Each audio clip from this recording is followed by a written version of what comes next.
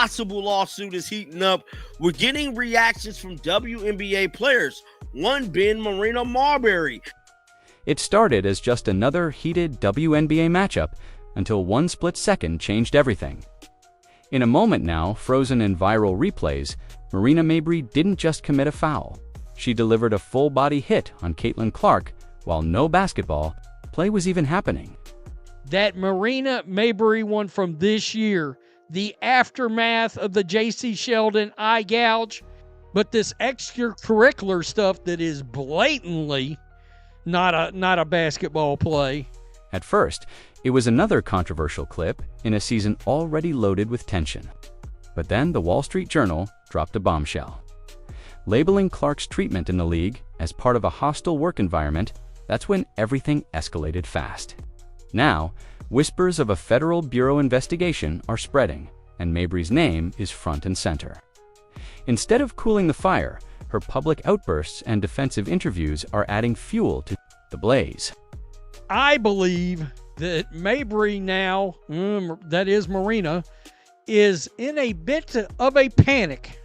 What started on the hardwood has now moved into a much bigger arena, one where every word, every replay, and every witness could decide her future. And the clock is ticking. Now, we know Marina Mabrey had a situation with Caitlin Clark in which she shoved her to the ground, and it made national news. The third quarter was supposed to be routine. The Connecticut Sun were locked in with the Indiana Fever, and tensions were already high from earlier plays. Caitlin Clark, the Fever's rising star, had been absorbing physical contact all game, a story that has become far too familiar this season. But what happened next would take the physicality to a whole new level, crossing the line from aggressive basketball to something entirely different. It began with Sun guard J.C. Sheldon defending Clark. In the middle of the sequence, Sheldon's hand came up and made contact with Clark's eye, a jab that stopped Clark in her tracks. Clark, clearly shaken, tried to create space, stepping back to regain her balance and composure. But instead of allowing the play to reset, Sheldon kept advancing, crowding her even more. That's when Marina Mabrey entered the picture. Charging in from the side, she didn't go for the ball. She didn't make a defensive swipe. Instead, she drove her entire body directly into Clark's, knocking her to the floor with force that had nothing to do with the actual flow of the game. Fans watching in real time knew instantly this wasn't a basketball move. It was personal, it was aggressive, and it was completely unnecessary. Something's got to give on those fronts. And now, Marina Mabrey is trying to moonwalk back said incident.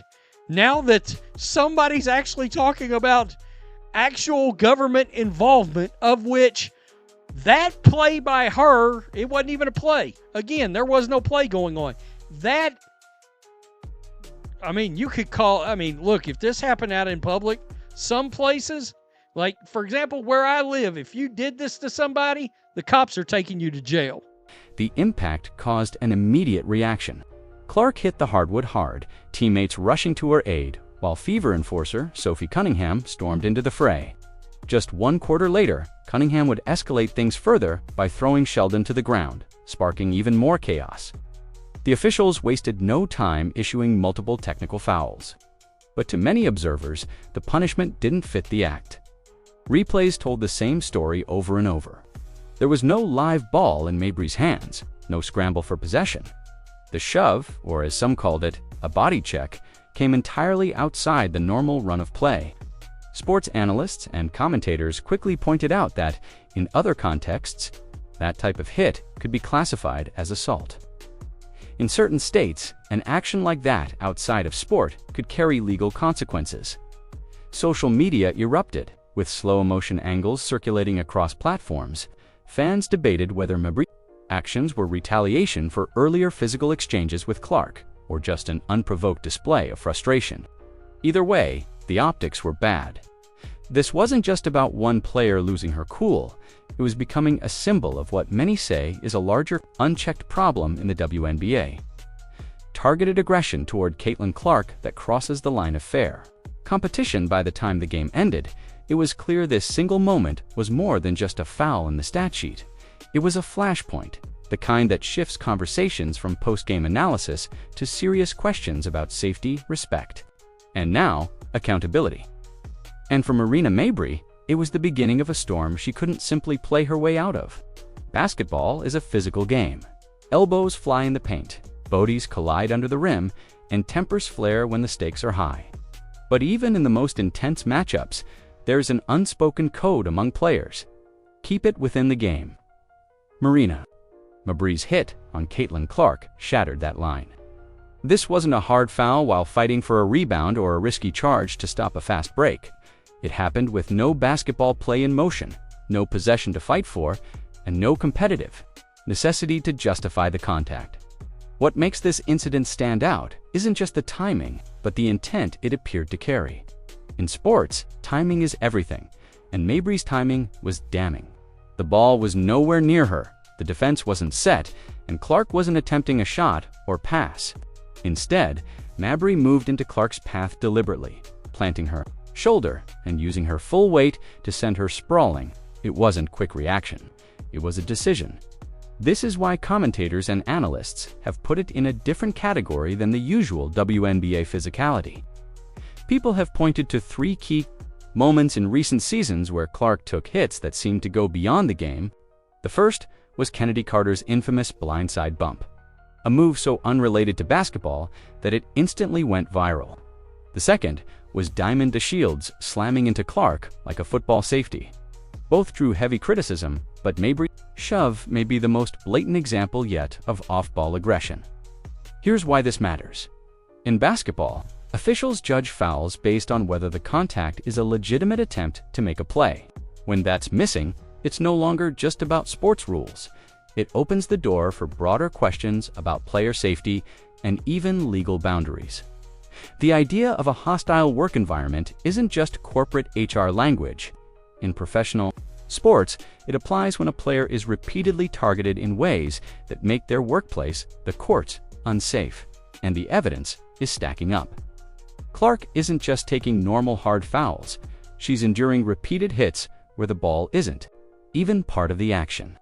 That's a dangerous precedent in any league, but especially in one where the officials seem hesitant to set a firm line. The Mabrey incident isn't just controversial because it happened. It's controversial because it fits a growing pattern. The optics of a star rookie being physically singled out play after play without strong disciplinary action are exactly the kind of optics that can invite outside oversight. This is the shift. The moment when the conversation changes from, was that a foul? To, was that assault? And once that question gets asked in a public forum, especially with national media watching, the consequences start to reach far beyond the scoreboard. Because when you strip away the jerseys, the hardwood, and the scoreboard, one fact remains: no workplace allows unprovoked physical attacks. If the shove itself lit the fuse, the Wall Street Journal poured gasoline on the fire. The incident between Marina Mabrey and Caitlin Clark might have stayed a heated but isolated on-court moment until one of the nation's most influential publications stepped in. The WSJ ran an opinion piece that didn't just recap the foul. It framed Clark's season as part of a broader hostile work environment within the WNBA. And once those words were printed, the conversation changed entirely. This wasn't a local sports columnist writing a hot take.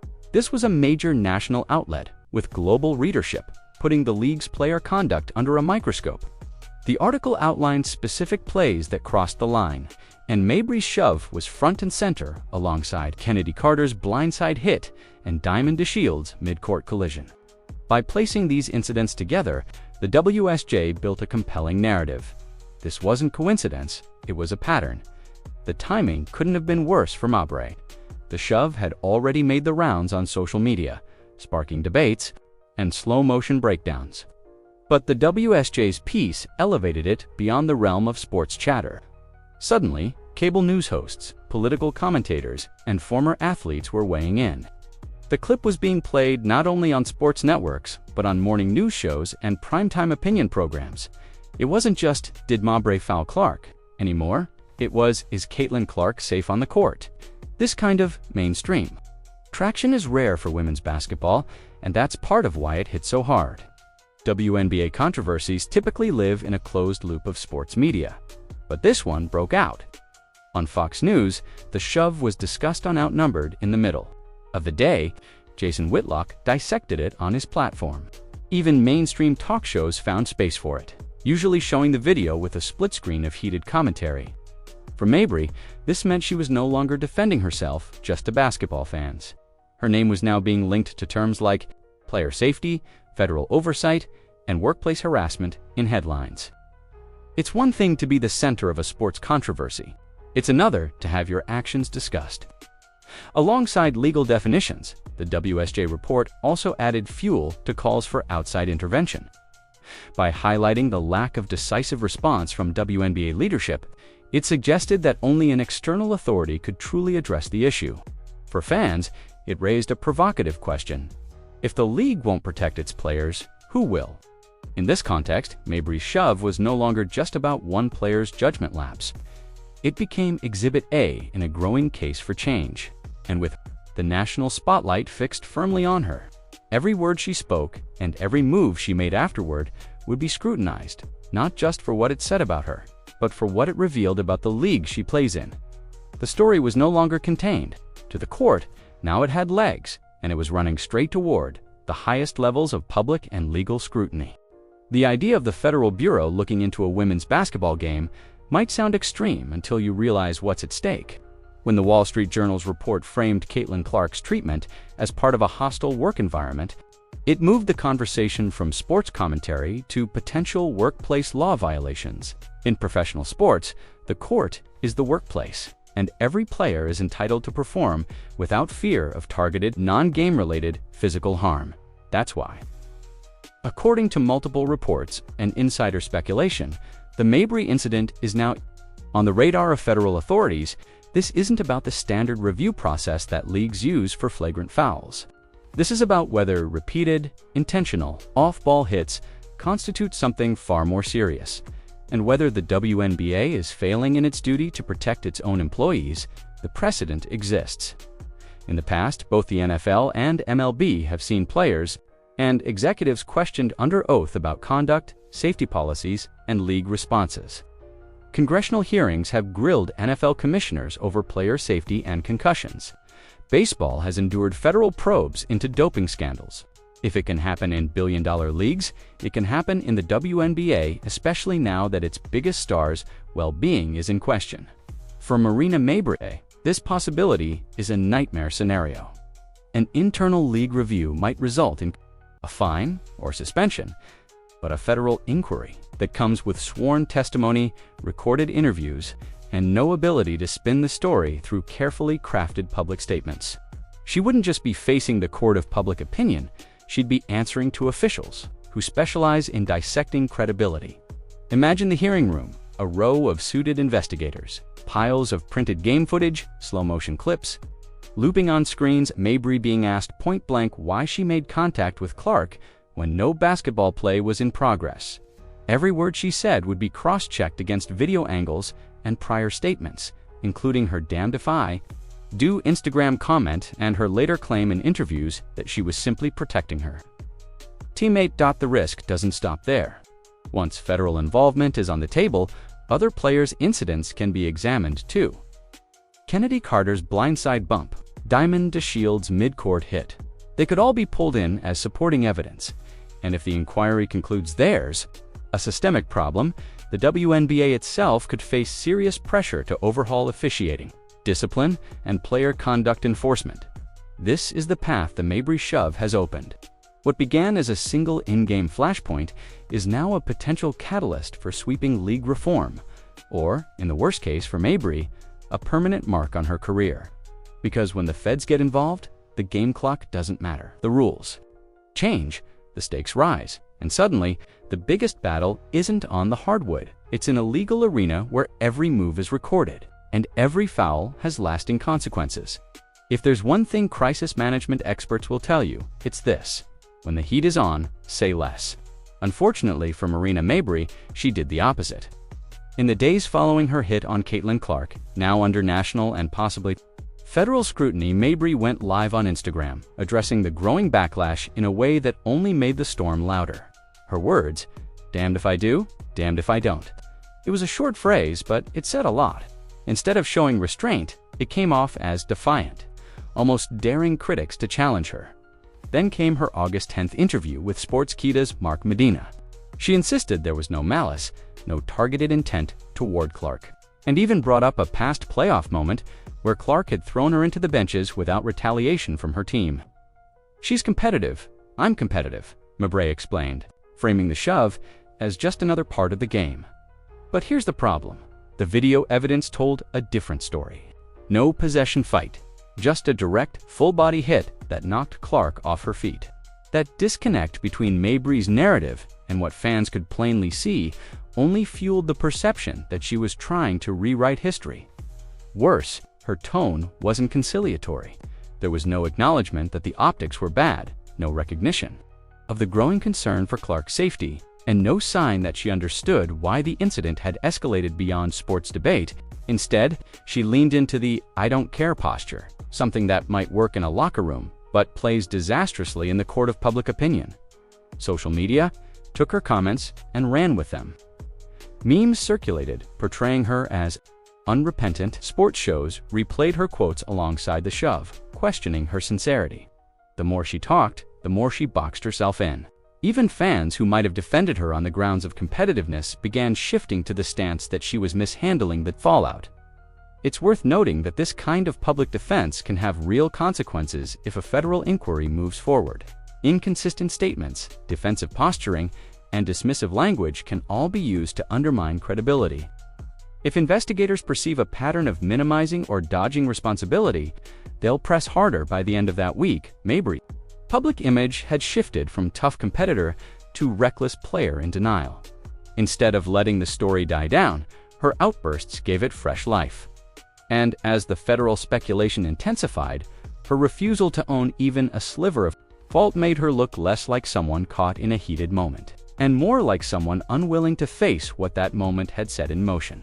While Marina Mabrey's shove on Caitlin Clark dominated headlines, another figure was being scrutinized just as intensely.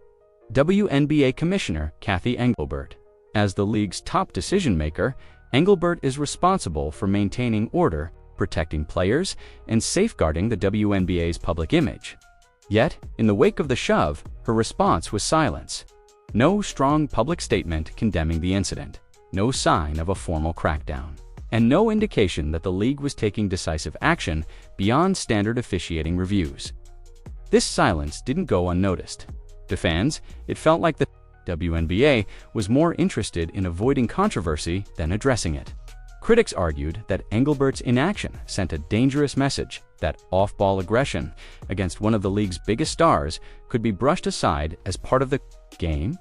The optics were even worse, considering the national spotlight on Clark and the fact that the Wall Street Journal had elevated the discussion to a hostile work environment narrative.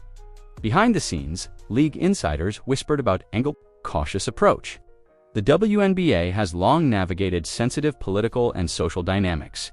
From LGBTQ advocacy to racial equity initiatives, some believe that this has made league leadership wary of disciplining players too harshly for fear of being accused of bias. The concern isn't unfounded in today's climate. Disciplinary actions are often interpreted through political and cultural lenses. But inaction can be just as damaging, especially when it appears to prioritize public relations over player safety. This is where the situation becomes more complex. If Engelbert had stepped in immediately with fines, suspensions, or a strong statement, it might have diffused some of the public outrage and shown that the league was taking the matter seriously. Instead, the slow and minimal response created a vacuum, one that outside forces, including the federal government, now seem ready to fill.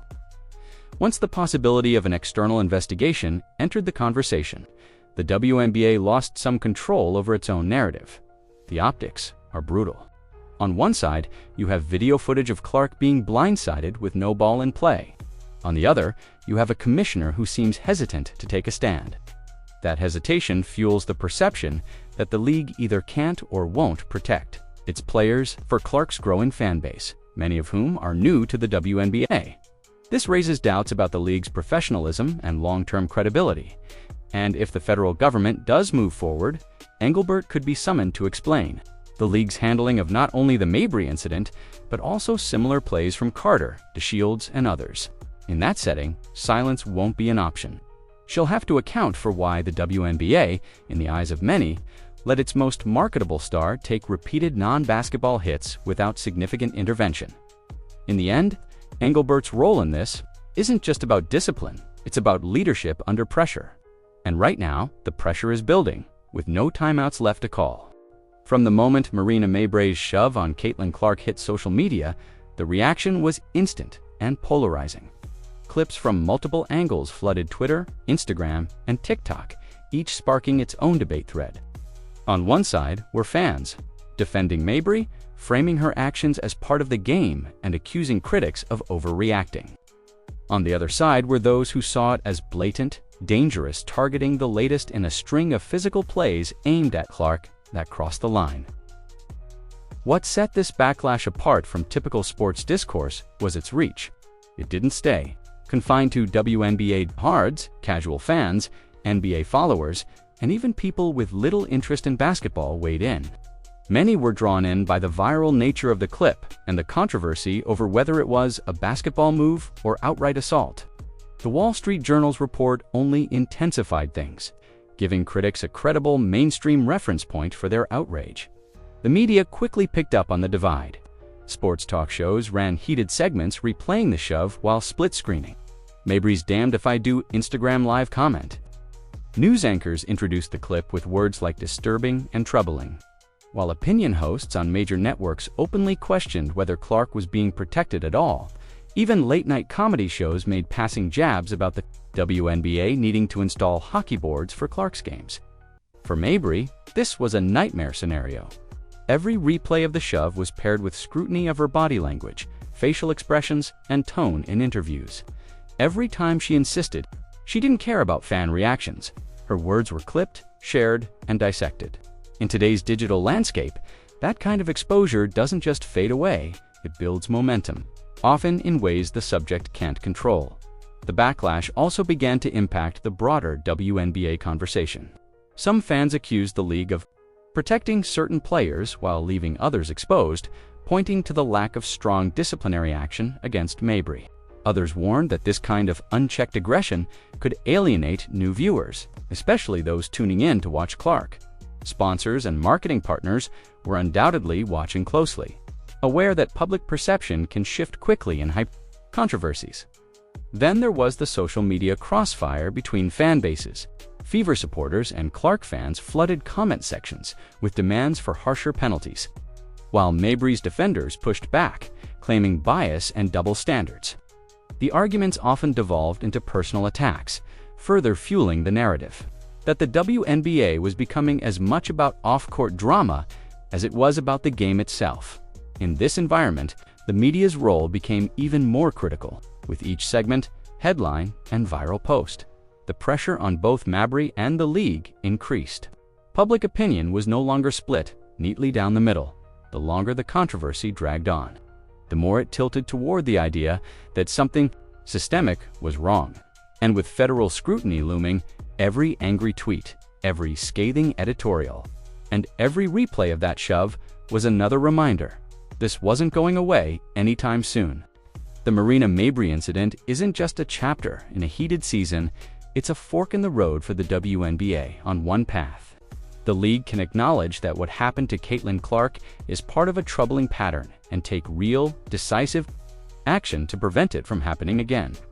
On the other path, leadership can continue down its current trajectory, hoping the controversy fades, even as public trust erodes. For months, Clark has been the centerpiece of the WNBA's marketing push.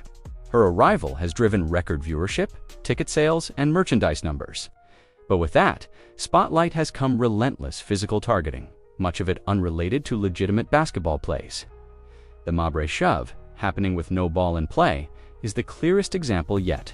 And now, with the Wall Street Journal framing it as part of a hostile work environment and talk of federal scrutiny gaining traction, the league faces a defining test.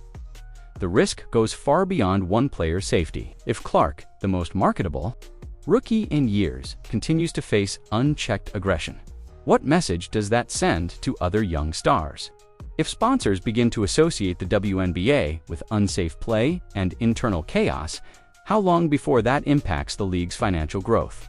Every major sports organization has faced its moment of reckoning, and whether it was the NFL with concussions or MLB with steroids, the leagues that failed to act quickly found themselves losing control of the narrative.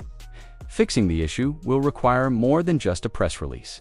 It means stricter officiating standards, with zero tolerance for off-ball contact that's clearly unrelated to the play. It means fines and suspensions that are significant enough to deter repeat offenses. And it means visible public acknowledgement from Commissioner Kathy Engelbert that player safety is not negotiable, even if it means disciplining popular veterans. But there's another layer: rebuilding trust with fans. Right now, Fever supporters and casual viewers who tuned in for Clark are watching closely to see how the league responds. If the WNBA acts decisively, it could strengthen its reputation as a competitive professional sports league that takes care of its athletes. If it doesn't, it risks cementing the perception that off-court politics and player cliques dictate justice more than the rules of the game do. For Mabrey, the future is equally uncertain. She can try to move past the incident and repair her image. But that will be difficult if she's pulled into federal questioning or continues to respond with defiance rather than reflection. The shove may have lasted a second, but its consequences could define her career. The WNBA's next moves will determine whether this moment becomes a turning point toward accountability and professionalism, or a cautionary tale of a league that ignored its warning signs until it was too late. Because right now, the whole sports world is watching, and the clock on this decision is running out. What began as a single shove in the third quarter of a regular season game has spiraled into one of the most explosive controversies in recent WNBA history.